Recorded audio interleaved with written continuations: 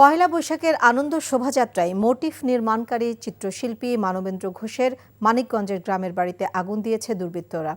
মঙ্গলবার মধ্যরাতে এই শিল্পীর গ্রামের বাড়ি আগুন দেওয়া হয়। ঘটনাস্থল পরিদর্শন করেছেন প্রশাসনের ঊর্ধ্বতন কর্মকর্তারা। ঘটনার তীব্র নিন্দা জানিয়েছেন সাংস্কৃতিক বিষয়ক উপদেষ্টা মোস্তফা সরোয়ার ফারুকী।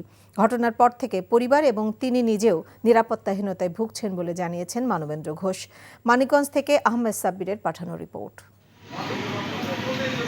সদর উপজেলার গড়পাড়া ঘোষের বাজার এলাকায় মধ্যরাতে দুর্বৃত্তরা চিত্রশিল্পী মানবেন্দ্র ঘোষের বাড়ির একটি কক্ষে আগুন দেয়। ওই কক্ষে ভাস্কর্য বানানোর নানা উপকরণ ছিল। পুরো কক্ষটি আগুনে পুড়ে যায়। ওই রুমটি ছাড়া অন্য কোনো স্থানে আগুন দেওয়া হয়নি। খবর পেয়ে ঘটনাস্থল পরিদর্শন করেছেন জেলা প্রশাসন সহ পুলিশের ঊর্ধ্বতন কর্মকর্তারা। আমাদের পুলিশ বাহিনীর সিআইডির সদস্যবৃন্দ এখানে উপস্থিত আছেন। ওনারা তদন্ত করে দেখতেছেন এই বিষয়গুলো।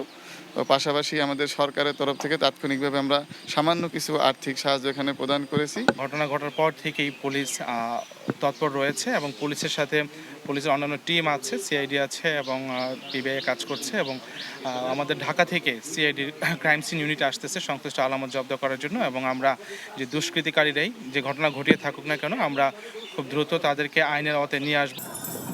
পহেলা বৈশাখের মোটিফ তৈরি করার পর থেকে সামাজিক যোগাযোগ মাধ্যমে প্রাণনাশের হুমকি পেয়েছেন বলে অভিযোগ করেছেন চিত্রশিল্পী মানবেন্দ্র ঘোষ।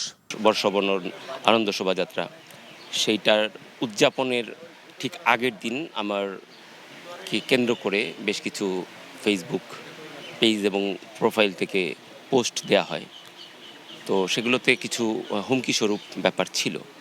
তো সেটার জন্য আমি শঙ্কিত ছিলাম। আমি তাদের সঙ্গে বিভিন্নভাবে যোগাযোগ করবার চেষ্টা করেছি যেন তারা বিষয়টাকে খতিয়ে দেখবার চেষ্টা করেন।